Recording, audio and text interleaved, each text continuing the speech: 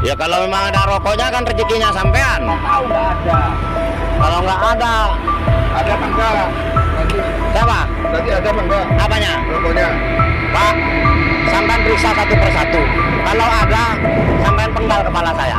Bener lah. Oke. Ini ya, di video mas saya ya. Jadi saksi kalau memang ada rokoknya dipenggal kepala saya. Aman-aman tahu.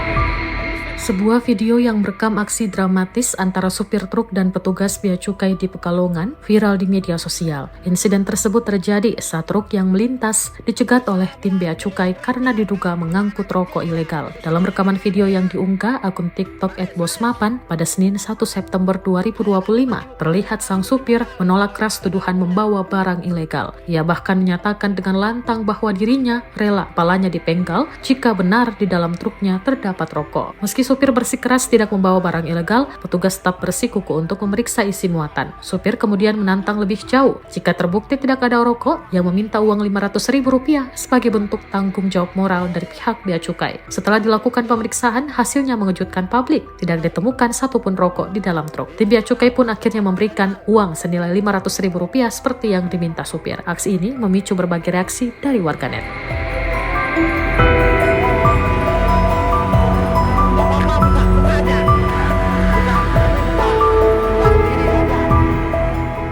Download Tribun X sekarang, menghadirkan lokal menjadi Indonesia.